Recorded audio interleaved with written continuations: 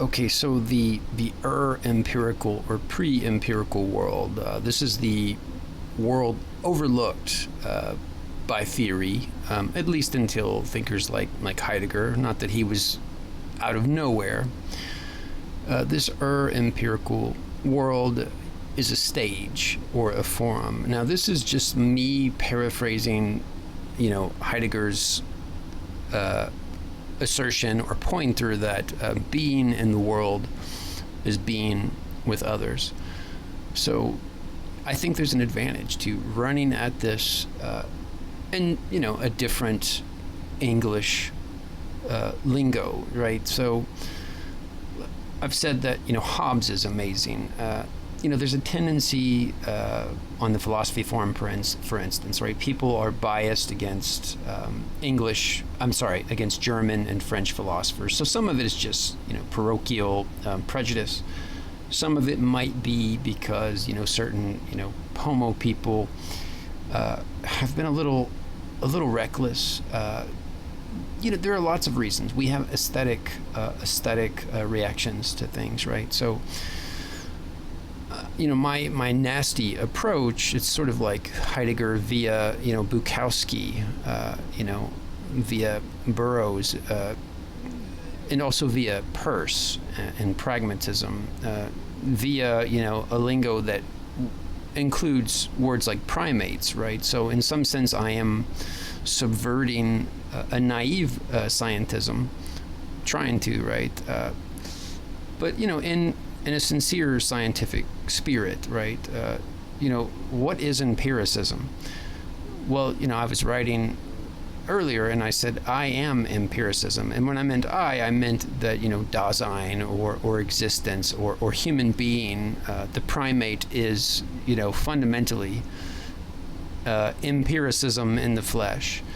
And this is the way that we are trained in a kind of feedback loop in our environment to constantly meet the future in a new way. Or actually, if everything's going great, we don't tend to update.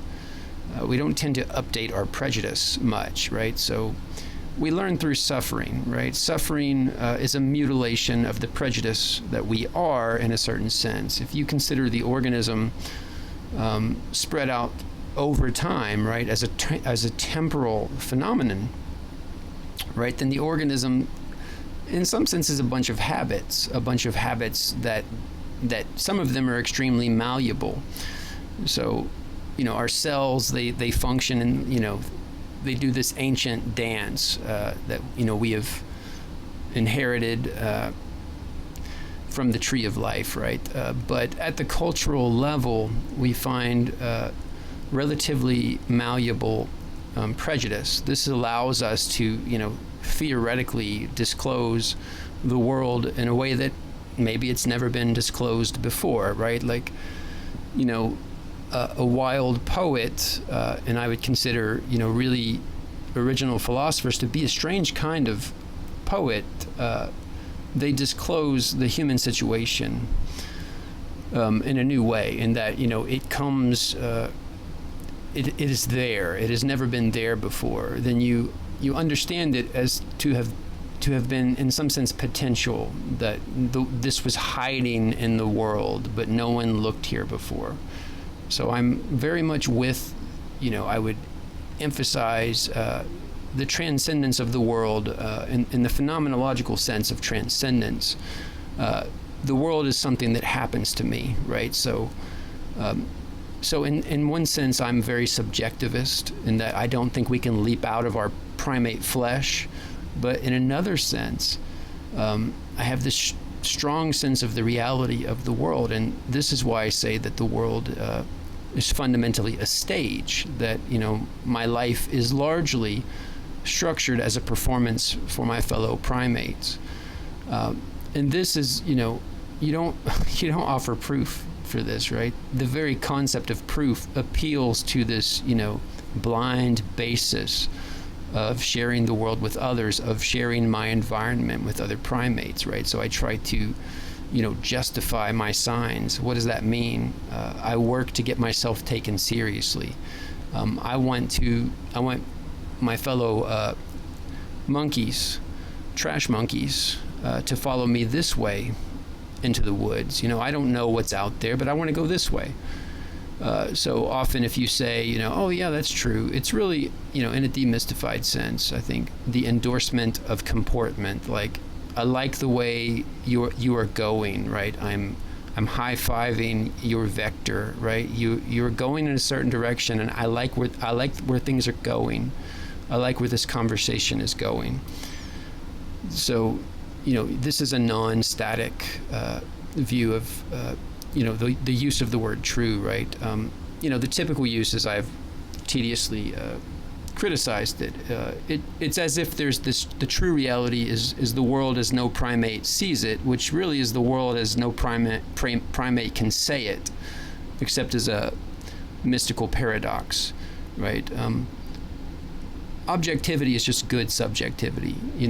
A jury gives you a representative sample, hopefully, of communal bias. So we all say, hey, you know what? It'd be better if instead of just some guy that hates this dude judging the case, let's randomly grab some people and at least let him have his chance before communal bias rather than a kind of bias that is unfair, right? So objectivity is just good bias. Our best beliefs, our scientific knowledge, these are good prejudices. These are battle-tested prejudices. Any way that we meet the future that is at all specified is, of course, biased. That is what I mean. I mean the way that you meet the future, the way that you approach a situation. A logocentric seminary philosophy will obsess over verbal belief, right?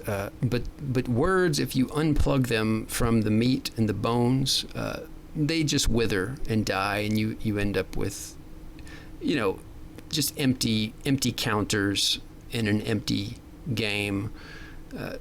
So belief is primarily visceral, and when I say that, like Dasein or existence is empiricism, I mean this visceral belief colliding with, its oncoming environment. And when I say oncoming, I mean oncoming in this temporal sense. Like, I'm almost out of food, and the snow, it's snowing, the winter is here. I will starve this winter if I don't get out there and store up some more food, right? That is the temporal depth of objects. The snow is here now as, the threat of starving to death later, right? And now, how do I know that I will starve to death later? Well, that is the past. That is the knowledge that I am. I know now, I now reckon on what I already understand about snow and food. So the snow is not this meaningless white stuff. It is caught up in this, calculative time structure in terms of value and disvalue. So one of the, I think one of the more shocking points, really, the forum, it first hit me when I was thinking about normativity, in that when we make a case, we are already implicitly appealing to some sort of logic that binds everyone. Not only that, we already implicitly believe that words mean to me, mostly what they mean to others and vice versa. So to do philosophy, even within the context of rationalism, in this logocentric way, you still already presuppose that others can hear you, that others are subject to the same norms, right? So this is a relatively surface level, but important part of the forum. And this is why you see the need for a temporal essence crystals. This is my fun parody way of saying that, mathematical Platonism tends to be generalized to a kind of logical Platonism. Not only do numerals have these astral projected true meanings, right? the key words of philosophy. They're not just marks and noises. Somehow these marks and noises are tied to these eternal atemporal essences, right? So then, you need an atemporal essence computer in the pineal gland, right? So this is all required, implied by this preconception of philosophy as, an attempt to mirror, to represent in marks and noises, the true external reality, or whatever you want to call it, right? And the true external reality, often for the physics mystic, it's this very determinate or crystalline reality, because they think about math. In the normal, really, underneath it all, it's the usual numerological fascination with the mystic beauty of mathematics. And I think mathematics is beautiful too, right? But, I'm not going to chase after the 4D truth crystal, because I see, the absurdity of it. It's a harmless absurdity. So this is not given in hate. This is me also critiquing my younger self, even as a high school student, where because I was good at, chemistry or biology, I thought I was peering into true reality. Now I would say that I was getting a good kind of subjectivity. I was getting, the objectivity of battle-tested communal subjectivity, right? But it's flattering to mystify that, especially if you come from this post-Christian culture that has thought in terms of an immaterial, omniscient mind. So the atemporal essence crystals, right? Essentialism, mathemagical Platonism, it's all connected, I think, to monotheism. And the view from nowhere, right, which is absurd, I think it's tacitly often,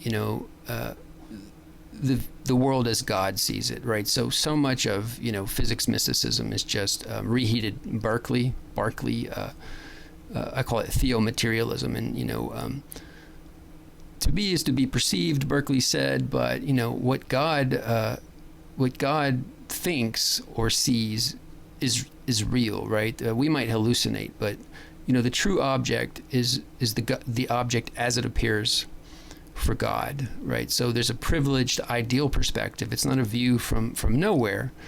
It's just really a mystification of this communal prejudice, this battle-tested communal prejudice of scientific models that are lifted up and given this theological radiance. So one of the reasons I was so blown away by J.S. Mill and really understanding the phenomenalism of Mach is it just completely, or at least 95%, solved all of this confusion about, qualia, right? Qualia is supposed to be this internal stuff, and the true physical object, spelled T-R-O-O, the true physical object is this matho-Platonic crystal in the external realm. All of this confusion was just chopped down by phenomenalism. So this phenomenalism, it explicates, right? It really just gets a hand on what we already tacitly mean by the physical object in ordinary pragmatic life. So it doesn't pretend to offer a theological narrative about where it all comes from, and that is a benefit. Philosophy, as I see it, in this positivistic sense, I'm not trying to, give a cosmic origin story or, invent some sort of logical, some authority, bring a religion to the world, right? I see philosophy as an excavation, in general, a kind of theory of the empirical, an attempt to articulate the form in the world. Basically, we all have the world from a perspective. That would be one part of the form of the world where you get clear on this, that, experience almost tautologically is from the point of view of, like a primate in the world. We could include aliens if they show up. We credit, dogs with consciousness and feeling. Okay, so this from a point of viewness is one part of the form of the world. The subjectivity goes all the way down. But then we could also see that the forum is deeply enacted. You could say presupposed, but that word doesn't point deep enough. The world that is from my point of view is also just as intensely, just as undeniably, also for others. So from my point of view, but also for others. These two things are, I would say, pretty close to bedrock. You could always argue about language, but this is basically a pointing. And I would say that there's some sort of performative contradiction, in any attempt to go against these principles, because you're going to speak as a particular primate in the forum. You're speaking to others, but as a particular primate. So this performance of selfhood, Brandom is great on this. This is fundamental, right? Philosophy presupposes the collision of a plurality of points of view. Discussion presupposes sharing in objects, but those objects are had, you might say, from various points of view. So people might say, well, aren't you trying to see the global situation from outside of your point of view? And I say, no, I'm telling you, this is sure how things are for me. So all I can do is point, and then maybe, I can say that to me it's nonsense. The view from nowhere is nonsense. I can't say that I've talked to God and asked him, right? To me, these signs are empirical objects, right? So, and yes, I've read lots of books, so I'm not speaking. I have an awareness of the tradition, right? So of course that informs what I say. And of course I understand that what I say will be read or heard in terms of a claim to speak from God's point of view. Even as I say that from God's point of view, or the view from nowhere, is nonsense, people will tend to think that this is a claim that is offered as if it is from no point of view at all. I'm telling you, it's from my point of view. I'm telling you, this is what seems real or good or legit to me, right? I'm not trying to impose on people's freedom. I don't have God behind me, right? Ontology is a helpless pointing. Phenomenology is a helpless pointing. So yes, I confess, I believe that there are other people out there who can experience the same objects that I experience. I don't prove this. I think it would be absurd to try to prove this, but that's because it's kind of absurd for me to even talk to people. I wouldn't even know or think I was talking to people if I don't know what people are if they don't share the world with me in terms of empirical objects. You know what I mean? And so this is me saying that and trying to point at this pre-empirical realm that we believe in with our bones.